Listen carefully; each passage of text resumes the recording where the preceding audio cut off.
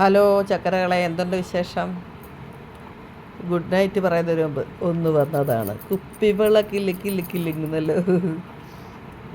Hello, ഇന്ന് ഞാൻ ഡോക്ടറെ കാണാൻ പോയിരിക്കുമായിരുന്നു. എനിക്ക് വരെ ശ്വാസം മുട്ടലും അസ്വസ്ഥതയൊക്കെ ആയിരുന്നു. പിന്നെ എന്തുവാണ്, കാല് സൂചി കുത്തുന്ന കണക്ക് കാല് രാവിലെ എഴുന്നേറ്റ് നിലത്ത് കുത്താൻ പറ്റില്ല, സൂചി കുത്തുന്ന കണക്കൊരു വേദന ഉണ്ടായിരുന്നു. അപ്പോൾ അതൊക്കെ വെച്ച് ഞാൻ ഡോക്ടറെ പോയപ്പോൾ ഡോക്ടർ കുറേ ടെസ്റ്റൊക്കെ എഴുതി തന്നായിരുന്നു. അത് ഞാൻ ചെയ്തു. ഇന്നിപ്പോൾ റിസൾട്ട് കിട്ടിയപ്പോൾ യൂറിക് ആസിഡ് ഉണ്ട് എനിക്ക്. എൻ്റെ ദൈവം, ഞാൻ തന്നെ ചെല്ലുമ്പോൾ ഡോക്ടറൊരു അറിവ് അപാരമില്ല. അപ്പം നമുക്കൊരു വേദനാ സംഹാരം തന്ന് കിട്ടാൻ നമുക്കത് മാറുക ഇല്ല.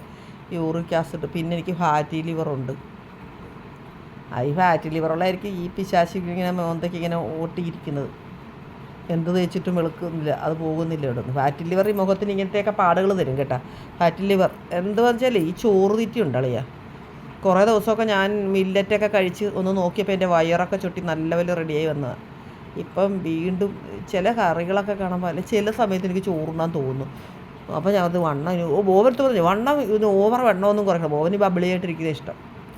നിനക്കിപ്പോൾ ഇത്തിരി കൂടെ വണ്ണം കുറഞ്ഞാൽ നിന്നെ ഒരു ഡ്രസ്സ് നിനക്ക് ചേരത്തുമില്ല, ഇനി അടുത്ത വേറെ ഡ്രസ്സ് കൊണ്ട് തയ്പ്പിക്കാൻ നടക്കേണ്ടി വരും, നിനക്ക് പാടാവും, ഒത്തിരി വണ്ണം കുറയ്ക്കണ്ട, വേറെ പണിയൊന്നുമില്ല എന്ന് പറഞ്ഞ് വഴക്കിട്ടോണ്ടാണ് ഞാനിപ്പോൾ ചോറ് തിന്നാൻ തുടങ്ങിയത്. ഇന്നിപ്പോൾ ഡോക്ടർ ചോറ് തിന്നേണ്ട, മില്ലറ്റ് തന്നെ പഴയ പണി തന്നെ തുടങ്ങിക്കോളാൻ പറഞ്ഞു. ചക്കരകളെ ഒരു 8ൻ്റെ പണി കിട്ടി. പക്ഷേ ഞാൻ വന്നിട്ട് ഇച്ചിരി ചോറ് തിന്നത് പറയാം. നാളെ ഒരു ഡയറ്റ്. ഓക്കെ, നാളെ മുതൽ വീണ്ടും മില്ലറ്റിലേക്ക് പോകും ഞാൻ. അങ്ങനെയൊക്കെ പോയിട്ട് വന്നിരിക്കേണ്ടത് ദാസ. അപ്പോൾ കുറേ പേര് എന്നോട് ഓരോരോ ചോദ്യങ്ങളൊക്കെ ചോദിച്ചിട്ടുണ്ട്. വാറമുടിക്ക് എത്ര രൂപയാണ്? ആ സൈഡിൽ ഇങ്ങനെ വെക്കുന്ന പാച്ചില്ല, അതിന് 240 രൂപ ഒരു പാച്ചിന്. പിന്നെ അതൊക്കെ സിന്തറ്റിക്കുകളാണ്, പക്ഷെ നമ്മുടെ മുടി വെച്ച് അറിയത്തില്ല, ഒറിജിനൽ പോലെ ഇരിക്കുന്നത്. ആ ബാക്കിൽ വെച്ചിരിക്കുന്നതിന് 450 രൂപ. ഇങ്ങനെ ബാക്കിൽ ഞാൻ വെച്ചില്ലേ, ഉള്ളു തോന്നാൻ വേണ്ടിയിട്ട്. നല്ലതായിട്ട് അറിയത്തില്ല, സൂപ്പറാണ്, സൂപ്പർ. പക്ഷേ എനിക്കിഷ്ടപ്പെട്ടു. എനിക്ക് വെച്ചിട്ട് നല്ല ഭംഗിയുണ്ടായിരുന്നു. മുടിയൊക്കെ ഇല്ലാത്തവർക്ക് വെക്കാം കേട്ടോ. അല്ലാതെ വെറും ക്ലിപ്പായിട്ടുള്ളത്, ഫോൺ താഴെ പോയി ചക്കരാണ്. അല്ലാതെ വെറും ക്ലിപ്പായിട്ടുള്ളതും ഉണ്ട് കേട്ടോ. അത് നിങ്ങൾ മേടിച്ചു, നല്ല അത് മേടിച്ചതല്ല, അത് നല്ലത്. വെറും ക്ലിപ്പ് മാത്രം ബാക്കിലിടുന്നവരുണ്ടെങ്കിൽ അത് ഇടാം. എൻ്റെ ഈ വേറെ വാറമുടികളുണ്ട്, ഞാൻ പല വെറൈറ്റികളൊക്കെ മേടിച്ച് വെച്ചിട്ടുണ്ട്. എല്ലാം കൂടെ ഒറ്റയടിക്ക് കാണിച്ചത് നിങ്ങൾ എന്നെ വഴക്ക് പറഞ്ഞാലാന്ന് ഓർത്തിട്ട്. എനിക്കൊരു നേരം വെക്കും മക്കളെ. ഞാൻ പ്രാർത്ഥിക്കുക, ഭക്ഷണം ഉണ്ടാക്കുക, നല്ല കാര്യങ്ങൾ ചിന്തിക്കുക. ഞാൻ എങ്ങനെയാണെന്ന് അറിയാമോ, വരാൻ പോകുന്നു വെള്ളപ്പൊക്കമൊന്നും പറഞ്ഞുകൊണ്ട് ഇപ്പോഴേ തുണിയും പൊക്കി പിടിച്ച് നിൽക്കത്തില്ല. എന്തപ്പം വരുന്ന അതിനെ നേരിടും. എനിക്ക് ഇപ്പം സന്തോഷിക്കാനുള്ള കൊച്ചു കൊച്ചു കാര്യമാണെങ്കിൽ ഇപ്പോൾ കുപ്പിവള ഇടുന്നത്, ഇതിൽ ഞാനൊരു സന്തോഷം കണ്ടെത്തുന്നുണ്ട്. ഒരനക്കം വീട്ടിൽ നടക്കുമ്പോൾ നമുക്ക് അതിനകത്തൊക്കെ ഒരു പ്രസരിപ്പ് ഉന്മേഷമൊക്കെ വരും. ഇതാണ് ഇതിൽ കാണുന്നത്. ഇവർക്ക് നാണമില്ലേ, ഈ പ്രായമായില്ലേ? ആര് പറഞ്ഞു? നമ്മുടെ മനസ്സിന് ഒരിക്കലും പ്രായമാകത്തില്ല. നമ്മുടെ ബോഡിക്കാണ് ആദ്യം പ്രായമാകുന്നത്, മനസ്സിന് ഒരിക്കലും ആകത്തില്ല. എൻ്റെ മനസ്സിൽ എനിക്ക് പ്രായമായിട്ടില്ല. പറയുന്നവർ അവിടെ ഇവിടെ ഇരുന്ന് പറയും. എൻ്റെ മുടി നിറച്ചാൽ ഞാൻ ഡൈ ചെയ്യും. അപ്പം എൻ്റെ ചക്കരകളെ, പിന്നെ എന്താ പറഞ്ഞത്, അയ്യോ മറന്നുപോയല്ലോ, കൃഷ്ണ. ഞാൻ ഈ പറഞ്ഞ കണക്ക് വീട്ടിലെ ജോലിയെല്ലാം ചെയ്യുക, എല്ലാ കാര്യങ്ങളും ഞാൻ തുണിയൊക്കെ അടുക്കി വെച്ചിരിക്കുന്നതൊക്കെ കാണണം. അതൊക്കെയെല്ലാം സെറ്റാക്കി വെച്ചിരിക്കുക. ഇനി പണിയെല്ലാം ഒതുക്കി സെറ്റായി, ജോലിയൊക്കെ തീർന്നു. ബോബന് ഭക്ഷണം കൊടുത്ത്, ഞാനും ഭക്ഷണം കഴിച്ച്, അമ്മക്കുട്ടനും ഭക്ഷണം കഴിച്ച്, രാത്രി കിടക്കാൻ നേരത്തൊരു നന്ദിയൊക്കെ പറഞ്ഞ് ഭഗവാൻ ഇന്ന് നിമിഷം വരെ ദൈവത്തിന്, നിങ്ങളെല്ലാവരും യേശുപ്പനോട് അള്ളാഹുവിനോടൊക്കെ നന്ദി പറഞ്ഞിട്ടേ കിടന്നുറങ്ങാവുള്ളൂ, നമുക്കൊരു നല്ല ദിവസം തന്നതിന്. എന്ന് മുമ്പൊന്നും ഇങ്ങനത്തെ സ്വഭാവമൊന്നും അല്ലായിരുന്നു എനിക്ക്. ആവശ്യമില്ലാത്ത കാര്യങ്ങൾ, ഇനി എന്ത് ചെയ്യും, മുന്നോട്ട് എങ്ങനെ പോകും, ആദിവ്യാധികളൊക്കെയുള്ള ചിന്തയത്. ഇപ്പം ഞാൻ അങ്ങനെ, ഞാൻ പൂർണ്ണമായി ദൈവത്തിന് സമർപ്പിച്ചിട്ട് എന്ത് വന്നാലും, ഞാൻ പറയുന്ന കൃഷ്ണൻ പറഞ്ഞൊരു ഡയലോഗ് നിങ്ങൾക്ക് പറഞ്ഞുതരാം. അതായത്, നഷ്ടപ്പെട്ടതിനെ ഓർത്ത് നിങ്ങൾ ഒരിക്കലും ദുഃഖിക്കരുത്. വരാൻ പോകുന്നതിനെക്കുറിച്ച് ആകാംക്ഷയും ആകുലതയും പാടില്ല. എന്താണോ വരുന്നത് അതിനെ സ്വീകരിക്കുക. മനസ്സിലായേ? ആകുലതകളൊന്നും വേണ്ട. നാളെ എന്താകും, നാളെ നമ്മുടെ കയ്യിലല്ല. ഇന്ന് എന്താകും, ഈ നിമിഷം എന്താകും, അവിടെയാണ് നമ്മുടെ സന്തോഷത്തിൻ്റെ താക്കോലിരിക്കുന്നത്. അത് നമ്മൾ തന്നെ ഇട്ട് തുറക്കണം. നമ്മൾ അയ്യോ എൻ്റെ മോളെ കെട്ടിച്ചില്ല, അയ്യോ കുഞ്ഞിന് ജോലി കിട്ടിയില്ല, അയ്യോ എൻ്റെ കൊച്ചിന് കൊച്ചുണ്ടായില്ലേ, എൻ്റെ മോൾക്ക് ഇപ്പോൾ 10 വർഷമായില്ലേ കുഞ്ഞുണ്ടായില്ല എന്ന് പറഞ്ഞാൽ എനിക്ക് യാതൊരു സങ്കടവും ഇല്ല. അവൾക്ക് കൊച്ചുണ്ടാകാൻ വിധിയുണ്ടേ ഉണ്ടാവും. ഈശ്വരനോട് ഞാൻ ഒരു കുഞ്ഞിനെ അർഹതയുണ്ടെങ്കിൽ അവൾക്കൊരു കുഞ്ഞിനെ കൊടുക്കാനേ പറയത്തുള്ളൂ. അയ്യോ എൻ്റെ കൊച്ചിനെ കൊണ്ടുപോയി ലോകം മുഴുവൻ പോയി ചികിത്സിക്കുന്നൊക്കെ ഓരോരുത്തർ പറഞ്ഞു തരുന്നുണ്ട്. എനിക്ക് ആ ഏരിയയിലോട്ട് ഞാൻ കിടക്കത്തില്ല, എനിക്ക് താല്പര്യമില്ല അങ്ങനെ. ദൈവം അനുഗ്രഹിച്ചിട്ട് ഞങ്ങളുടെ കുടുംബ പാരമ്പര്യമായിട്ട് കുട്ടികളില്ലാത്ത ആരുമില്ല. അപ്പോൾ കുട്ടികൾ ഉണ്ടാകാനുള്ള മാർഗ്ഗം അവർ ചെയ്യണം, അവർ പ്രേമിച്ച് എന്തെങ്കിലുമൊക്കെ ചെയ്യണം. അപ്പോൾ കൊച്ചുങ്ങളുണ്ടാകുമെന്നേ ഞാൻ പറയത്തുള്ളൂ, ഇല്ലാതെ റെഡിമെയ്ഡായിട്ട് ഉണ്ടാക്കി വെക്കാനൊന്നും ഞാൻ പറയത്തില്ല. കൊച്ചുങ്ങളുണ്ടായാലേ പൂർണ്ണത ഉള്ള ജീവിതത്തിന്. എത്രയോ കൊച്ചുങ്ങളുണ്ടായിട്ട് പൂർണ്ണത ഇല്ല ജീവിതത്തിന്. കൊച്ചുങ്ങളില്ലാത്തവരുടെ ഒരു തോന്നൽ മാത്രമാണ്, കുഞ്ഞുണ്ടായ മാത്രം. കുഞ്ഞ് ഉണ്ടാകാത്തവർ ഒരു ചിന്തയും വ്യാധികളും ഞാൻ ഒരുപാട് ഇതിനകത്തൂടെ കേൾക്കുന്നുണ്ട്. കുഞ്ഞ് ഉണ്ടായവരാ നെഞ്ചത്തലച്ച് അലമറ ഇടുന്നത്. ദൈവമേ ഞാൻ വളർത്തിക്കൊണ്ട് വന്നിട്ട് എനിക്ക് ചോറ് തരുന്നില്ല, എന്നെ നോക്കുന്നില്ല, എന്നെ തള്ളി പറയുന്നു എന്നൊക്കെ പറഞ്ഞ് എത്ര എണ്ണം ആൺകുഞ്ഞുങ്ങളുടെ പെൺകുഞ്ഞുങ്ങളുടെ അമ്മമാരുണ്ട്.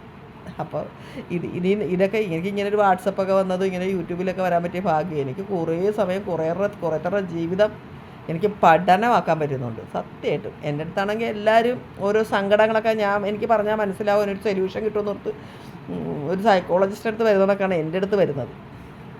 എനിക്ക് പറ്റാവുന്ന വിധത്തിലൊക്കെ ഞാൻ പറഞ്ഞു കൊടുക്കുന്നുണ്ട്. അപ്പോൾ എനിക്കിത് നിങ്ങളോട് പറയാനുള്ളത്, സന്തോഷം നിലനിർത്തണമെങ്കിൽ ഭാവിയെക്കുറിച്ച് ആകുലത വേണ്ട. കഴിഞ്ഞു പോയതിനെ നഷ്ടപ്പെട്ടതിനെ കുറിച്ച് ചിന്തിക്കരുത്. വരുന്നതെന്തിനേയും സ്വീകരിക്കുക, അതിനെ തരണം ചെയ്യുക. എന്താണേലും വന്നാൽ അതിനെ ഞാൻ നേരിടും എന്നുള്ള മനോഭാവത്തെ ബുദ്ധിയെ ഒരുക്കി വെക്കുക, നമ്മുടെ ചിന്തകളെ ഒരുക്കി വെക്കുക. ഞങ്ങളുടെ പ്രവൃത്തി അങ്ങനെ ആകണം. അല്ലാതെ എന്തെങ്കിലും വന്നാൽ ബോധം കെട്ട് പോയോ എനിക്ക് ഇത് സഹിക്കാൻ പറ്റുന്നതൊന്നും പറഞ്ഞിട്ടൊന്നും കാര്യമില്ല. നമ്മൾ സഹിച്ചേ നേരിട്ടേ പറ്റത്തുള്ളൂ. ആത്മഹത്യ ചെയ്യലൊന്നും ഒന്നിനൊരു പരിഹാരമല്ല. ആത്മഹത്യ ചെയ്ത് ആത്മാവിന് പോലും ശാന്തി ഉണ്ടാകാതെ അലഞ്ഞു നടക്കുമെന്നാണ് പറയുന്നത്.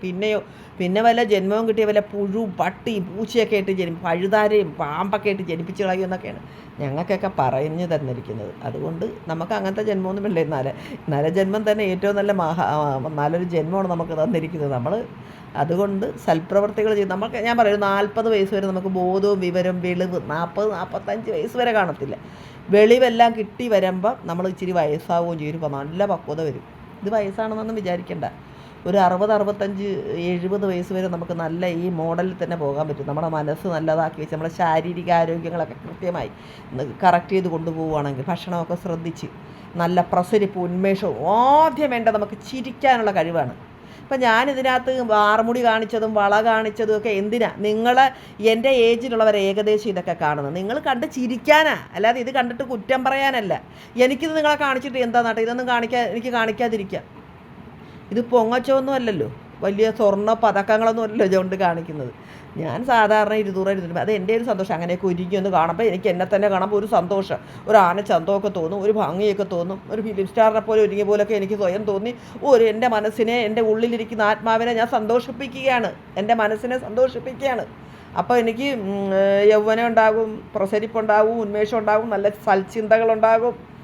മനസ്സിലായോ? അതിന് വേണ്ടിയിട്ടാണ് ഞാനിതൊക്കെ ചെയ്യുന്നത്. അത് നിങ്ങൾക്കൂടെ പകർന്നു തരുന്നത് നിങ്ങൾ ചിരിക്കാൻ വേണ്ടിയിട്ടാണ്. നിങ്ങളും ആ കുഞ്ഞു കുഞ്ഞു കാര്യങ്ങളിലൊക്കെ സന്തോഷം കാണാൻ വേണ്ടി, ഇതൊക്കെ ഒരു കുഞ്ഞു കുഞ്ഞു കാര്യങ്ങളല്ലേ, അതിലൊക്കെ സന്തോഷം കാണാൻ വേണ്ടിയിട്ടാണ് കേട്ടോ. അപ്പോൾ അതിനെയൊന്നും നെഗറ്റീവായിട്ട് എടുക്കരുത്. ചക്കരകളെ വിശാലമായി ചിന്തിക്കൂ, സന്തോഷത്തെ ഉൽപ്പാദിപ്പിക്കൂ. നമ്മൾ തന്നെ ഉൽപ്പാദിപ്പിക്കണം നമുക്കൊരു സന്തോഷം.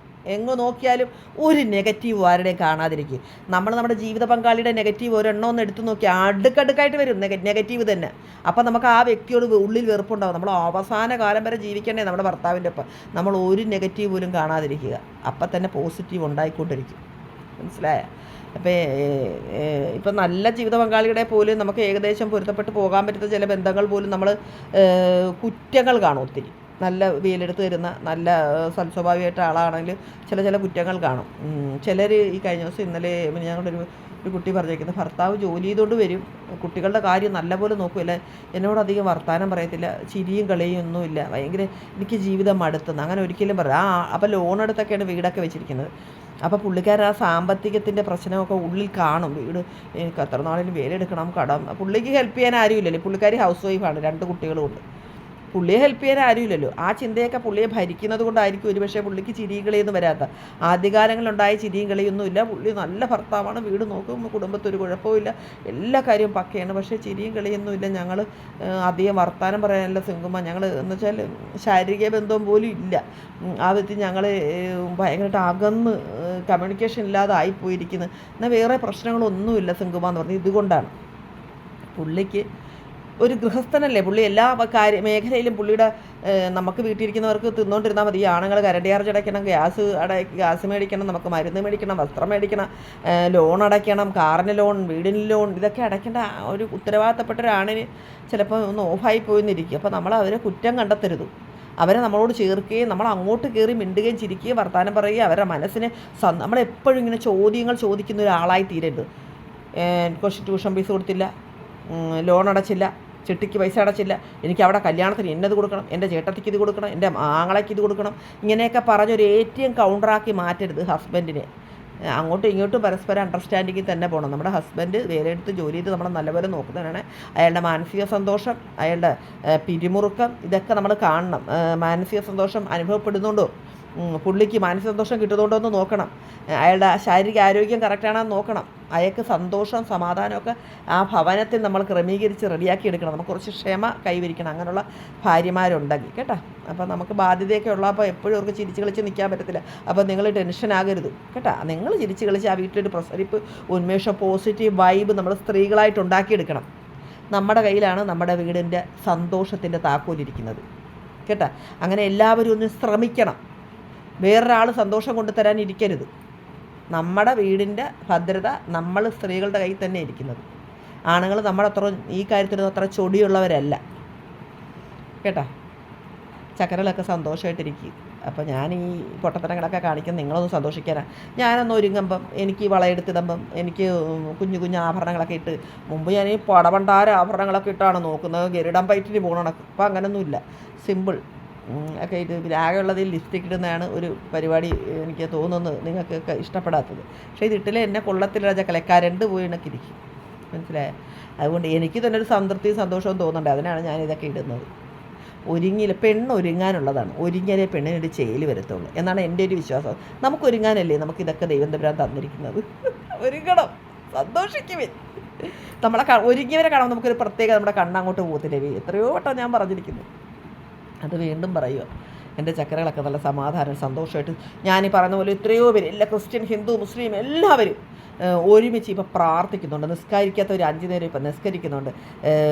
എല്ലാ ഞായറാഴ്ചയും പള്ളിയിൽ പോകുന്നുണ്ട്, കുർബാന കൈക്കൊള്ളുന്നുണ്ട്.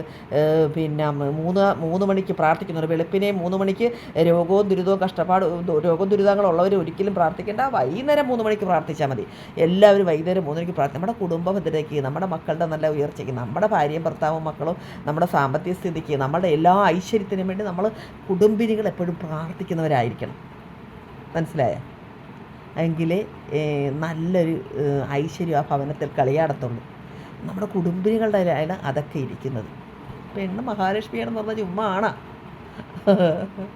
കേട്ടാ. ചിന്തകളിലും സ്വപ്നങ്ങളിലും നോക്കിലും നെപ്പിലും നടപ്പിലും എല്ലാം ഒരു ഐശ്വര്യം തുളുമ്പി നിൽക്കണം സ്ത്രീയുടെ കേട്ടാ.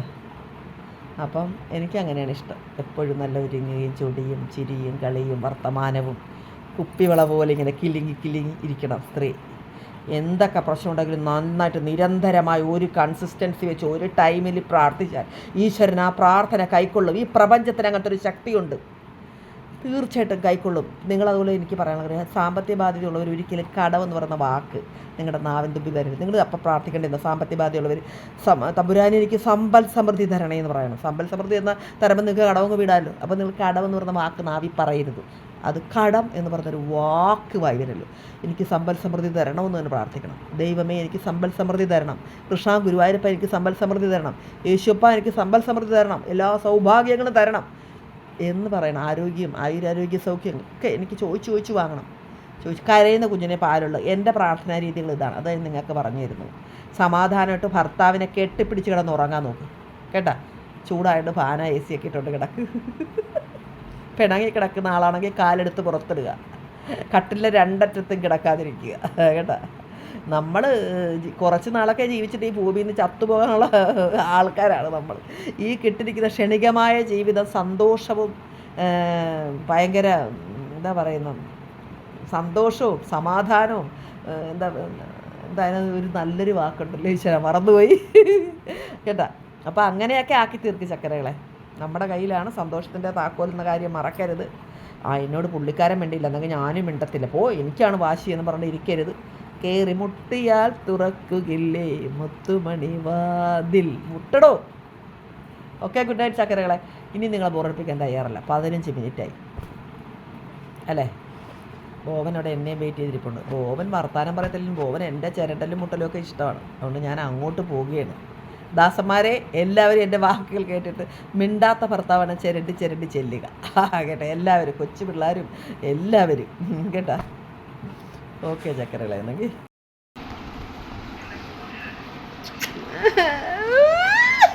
മമ്മി